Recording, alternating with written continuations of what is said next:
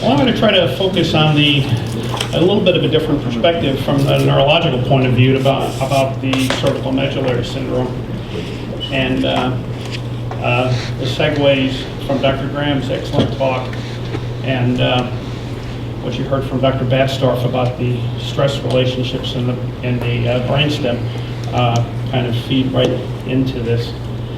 The traditional approach from a neurological point of view, looking at patients with Chiari 1 malformations, dates back to sometime around the Second World War, when Chiari malformations were defined clinically as patients with occipital cough, headache, ataxia, and remarkable downbeat nystagmus.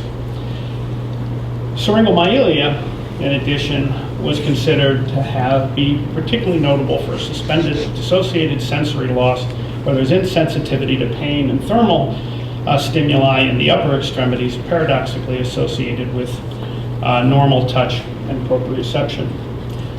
Unfortunately, nowadays, neurologists across the country still look at these as the sine qua non aspects of diagnosing Chiari 1 malformations, and it's frequently been felt to be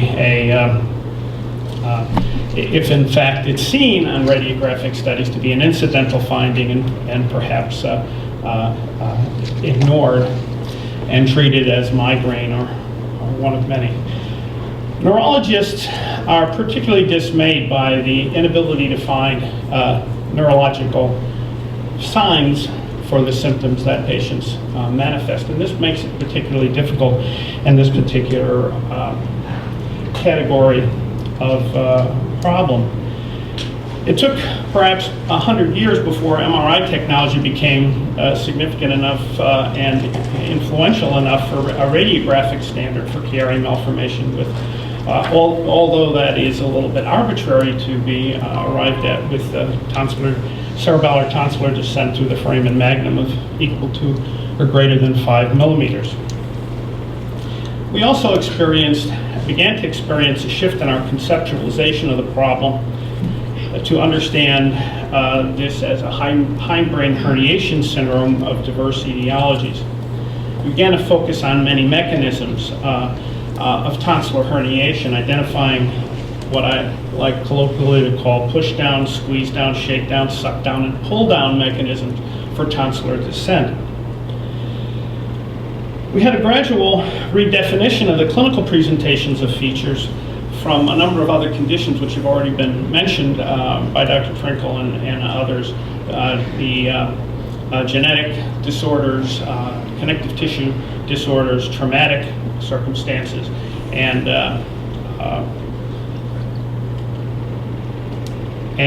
dynamic features of the mechanisms at play at the craniocervical junction.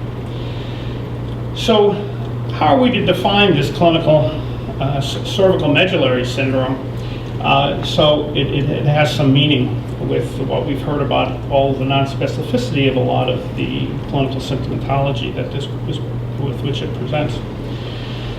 It comes down to the fact that neurologists, and I'm sure many of the other specialties, only see what they're looking for. And if you're not looking for this in a clinical situation, you're not going to see it. If you don't look for hypermobility, you're not going to see it. I like to explain to people that I began, as I became interested in this over the last 15 years, to see it was much like the Rudyard Kipling's problem with the Indians and the wise men and the elephant, and that these patients were being viewed from many different perspectives. Certainly the headache people thought this was a migraine problem, still do in fact. We tried for about 4 years to see if we could get an educational seminar in the American Academy of Neurology, and they had absolutely no interest in a 3-hour session among a week and a half of academic discussions. Meniere's disease is another, from the ENT side of it. Chronic fatigue, POTS, and neurally mediated hypotension are seen in other centers. Fibromyalgia certainly is worn out its association with this, and multiple sclerosis is probably the one thing that neurologists try to hang their hat on, but the simple fact that you can't find much in the way of physical findings allows them to put this out of their mind as quickly as can be. And finally, psychiatric disorders. I go back a little bit of a way to when myasthenia gravis, which is a neuromuscular disease I'm also very interested in, at the turn of the Second World War, we used to say you'd get 6 years, 3 neurologists and 1 psychiatrist before the diagnosis was made, because there was no defining diagnostic test for myasthenia gravis. Until the clinical features of it and a diagnostic test were available, this was a widely misdiagnosed and nearly 50% fatal disorder in that time period. We now see it quite differently because it's not considered hysterical or a psychiatric disorder. But certainly disorders, as we've alluded to already, where patients are confronted by physicians who are continuously naysaying any of their symptoms and are told it's all in their head, become progressively anxious, become progressively even a detriment to themselves in that they manufacture symptoms and they elaborate on functional disability to attempt in some way to prove to physicians that they are in fact suffering with something, and that just kind of turns the tables on them, unfortunately, because neurologists like to think they're pretty good at ferreting that stuff out, so they're easily label these patients as functional.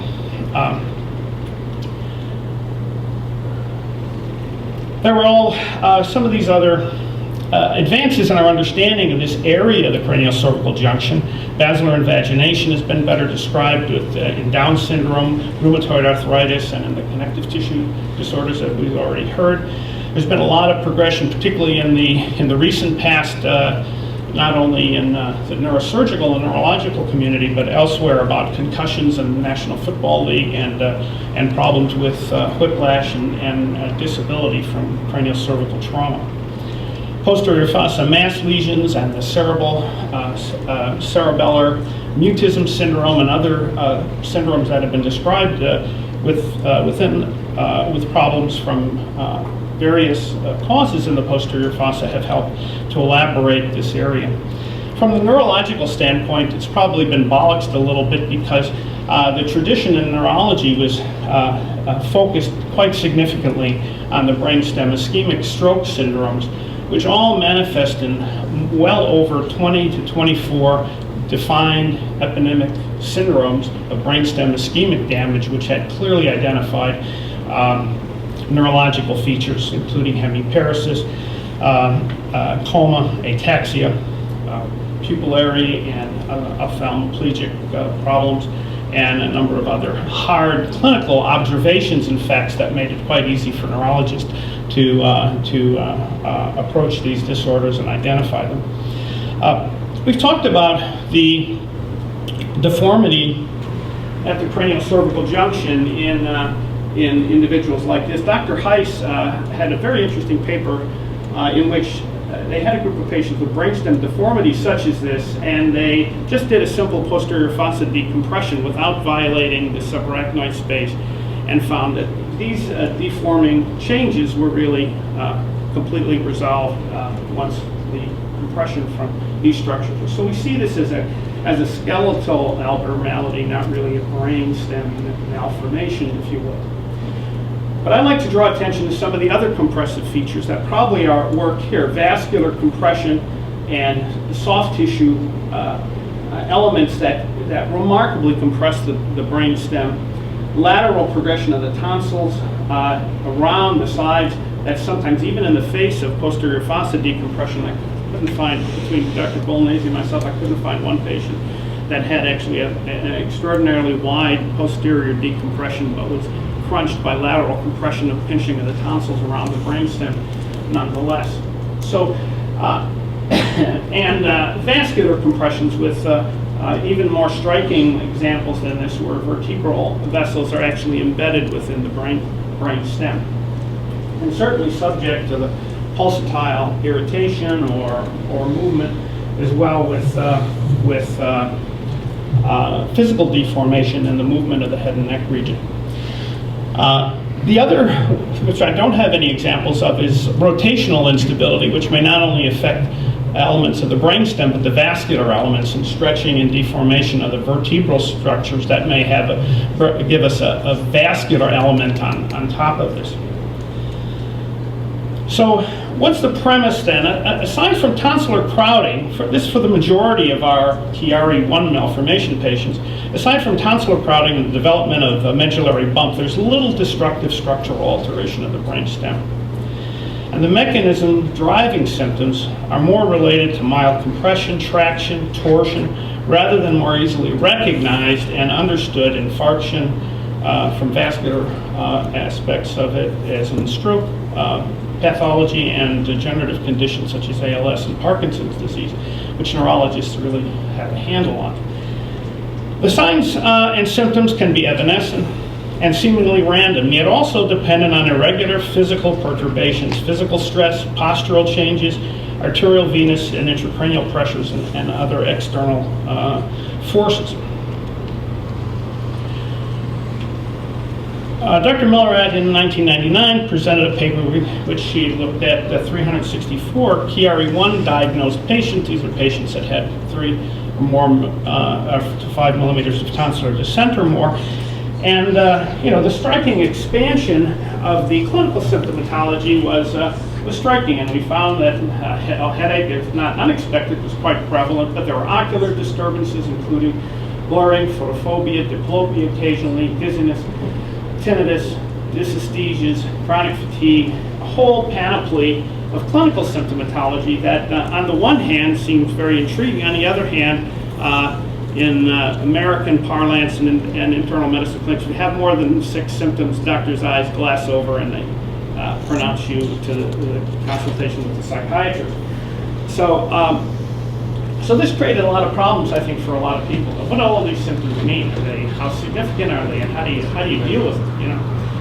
Well, let's look at this cervical medullary syndrome. What seems to be, at least from our experience with several thousand Chiari patients I've had the privilege of seeing over the years, and most of this kind of personal observation from my own approach to it, because I think it's I'm impressed also with the fact that we see a lot in the way of symptoms, but we see very, very little that I can pride myself on as neurologically identifying things is what we're supposed to be doing, I guess. There is, what about the pain, the headache syndrome? There's occipital, suboccipital, and a pressure-like rather than a throbbing head pain. It's provoked by Valsalva maneuvers. Cough is always mentioned, but laughing, I find, is one thing that people find more perplexing and yet don't often volunteer. But all manner of Valsalva maneuvers, including sexual activity, which often isn't asked, can be problematic. Projection of the pain into the neck region with reflex muscle spasm mimics spondylosis. So for the neurologist, if you have a little bit of disc hypertrophy in that, it's very easy to say, well, missed. And we used to see 10 years ago as the Chiaris would be missed, and patients would be treated as cervical spondylolytic patients and have even surgical management with really no benefit. Retroorbital projection, rare stabbing ear pains, and that dates back to the Penfield and Harold Wolf analysis of head and pain in the cranial cervical area, and it's just a common observation, almost uniform in patients with this pressure-like headache. It's aggravated by movement, sometimes by weather, but I find the weather stuff is unusual. We have a few patients, interestingly, from the Oklahoma, what I would call the tornado belt, who, if any, seem to have problems with that. We had one woman that seemed to do well in New Jersey, but every time she went home to Oklahoma, seemed to get her headache back. We weren't sure that was her husband or the local climate.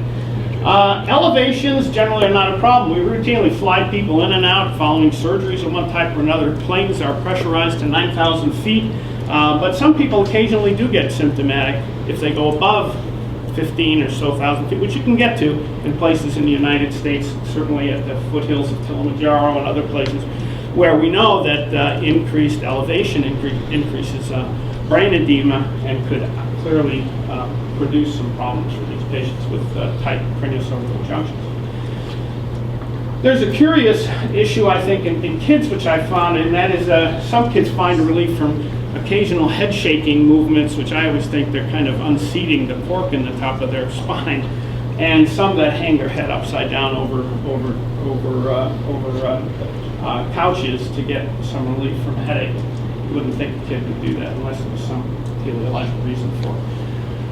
There's occasional lateralization of the head pressure and pain, and sometimes it's associated with asymmetric tonsillar descent, but it certainly is distinct from what migrainologists would call hemicranial headache. The headache, again, is initially intermittent, but for the most part, it's continuous. It's not episodic like migraine. It begins to be a constant pain. Patients will say they have a background headache. It's one of the few sets of headache patients that will say, I always have a headache. It just gets worse at times. And that's clearly different than most migraine or other headache. If asked, patients can oftentimes tell you that they have 2 or 3 or more kinds of headache. It's an important question to ask because 20% of the population has migraine. Many of these patients have migraine and Chiari headache, or they have tension headache. You know. The other issue is that some people in the presence of chronic headache really don't appreciate that they have headache. And we have a few. All it takes is one particular example to be a stunning reminder to you that a person that said I had no headache gets to surgery with railroad tracks down the back of the head and say, how do you feel today? Well, my headache is gone. You didn't have a headache when you walked in, and now you had surgery and you're really that much better. Some people don't realize what a headache is, and if you've been going through your juvenile and teenage years with chronic pressure in your head, I don't know what you call that. Let's look at some of the other clinical characteristics beside the pain. Visual blurring is fairly common. I'm not sure what that is. It may be vestibular in a way because there are vestibular features to this which are a little bit confusing because clearly it's not easily seen downbeat nystagmus, and we'll get into that in a minute. Floaters are frequently described, and I wonder if that doesn't have some relationship to the connective tissue disorder connections, but it's a common thing. You have to be careful how you ask the question because one lady said, well, I only notice it when I flush, she said, you know. So, spots, scintillations, and auras are unusual, and they certainly clearly distinguish migraine from this type of headache. What about vestibular issues? Patients will frequently describe long-standing clumsiness and a particular disorientation in vehicles. Movement is disturbing. They can't read in a car. They can't walk down. Another curious discussion is that they get disoriented walking down aisles in shopping, and particularly supermarkets, because there's so many things that take your attention away. And it's quite clear now that it seems that they have an abnormality of saccadic eye movements that makes this kind of experience particularly disturbing. And it is related to the relatively early transition from pursuit eye movements to saccades. Auditory features. Tinnitus is one of the most common symptoms that all patients were described. They generally don't have hearing loss, but it's not, I don't know that we've gotten into that. I happen to have a good friend who's an international tinnitus specialist, and he can't explain it either. But it's a common symptom and can be represented from cortical down to vestibular nuclear localization, but it's not clear here what is going on in Chiari. And this group in particular seems to have a higher than normal, in my estimation, incidence of sinusitis, otitis, and laryngotomy tubes because presumably of smaller structural development in the skull base. Swallowing and speech problems. Nasal speech and hoarseness. Hoarseness is certainly described in severe brainstem compression issues, but in the 90% of Chiari patients that come through, they really don't have much of this. Swallowing, if anything, seems to be related more to slowness of swallowing and difficulty with solids rather than liquids. So it's not like the myasthenia gravis patient who can't take liquids because they choke and they trickle, they can't close their epiglottis. It just seems that it probably may represent a problem with voluntary deglutition and an effect on the striated muscle of the upper esophagus. What about cardiac features? We've really, I think, gone over this quite remarkably, but in Dr. Miller's study, there were more than 25 patients that had been diagnosed with paroxysmal atrial tachycardia, and this may be partly an autonomic and vagal regulatory issue from pressure in the brainstem. but I don't think we're clear on that. Certainly the POTS issues have been well described, and that is very, very clearly an association, but seems to be more typically associated with the EDS variety of patients, and I think may have, I'm not so clear on my own mind whether it's autonomic features or just vascular laxity and pooling of blood. Cardiologists always treat these patients with beta blockers and Florinef, it doesn't work. I tend to use physical means, which seems to work better, high pressure stockings, abdominal binders, and pressor agents, which have been quite successful in a few patients. This can be a horrible, POTS can be a horrible experience for these patients, as other speakers have described. Mitral valve prolapse is really, again, another association. Gastroenterological issues, we've talked about IBS, and I think that's been stated. The autonomic issues, I'm not too sure about whether they are related to connective tissue versus real dysautonomia in the real sense. Most patients that have gone to specific testing for peripheral autonomic neuropathic findings have been fairly negative. Sleep disorders, obstructive and central apnea can be the sole presenting feature of Chiari, and that's been described in the literature. Most patients have disrupted sleep, poor sleep efficiency, and reduced REM sleep because of pain and discomfort, which is important to identify and recognize because it can be treated quite separately. Cognitive function is, we've looked at this in a group of patients in our own center and found that patients actually seem to do better than they think. They tend to be quite intellectually proficient individuals and that generally have a poor estimation of what their intellectual functioning is than it actually is. But in some what was called CANTAB, very specific computerized testing, they had difficulty with some executive functions and rapid pacing of some events, which suggested that they had a mild dysfunction. There's a recent article that I've just come across that looked at congenital cerebellar abnormalities, among which Chiari would be the simplest and least dramatic, and typified the remarkable cognitive involvement that these patients had. Our patient group had a lot of somatization, but that's common in patients with chronic painful disorders, and I think can't be held against them.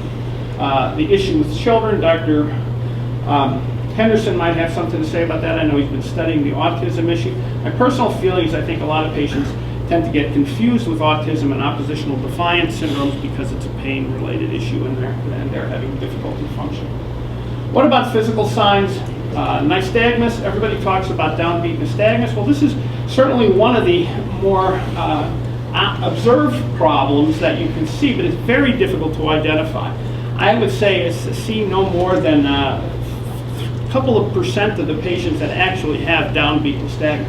You can look for it differently by looking at that lateral gait, okay? And I'm almost and looking at it specifically. INOs, internuclear ophthalmoplegias, are indicative of MS and not generally seen here. Patients with vertigo have, they can have a strong positional component. It's probably a central positional vestibular problem and not a benign positional where you can't treat it with rehab. They actually get worse with vestibular rehab. One syndrome that's very specific and has been uncovered is superior canal dehiscence syndrome in patients that have had erosion of the bony surface over the superior canal and cough, sneeze, and the like. It produces sudden vertigo.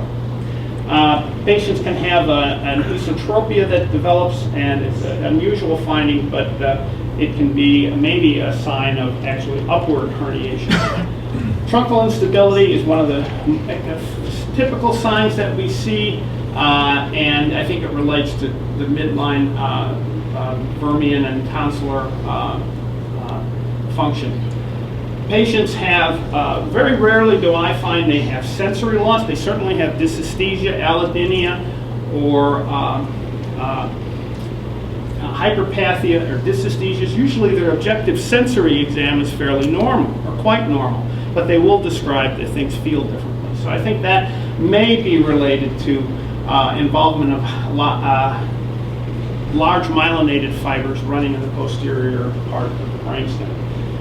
Patients certainly can have, as Dr. Batzdorf suggested and indicated, traction on cranial nerves, particularly trigeminal dysesthesia and something like trigeminal neuralgia.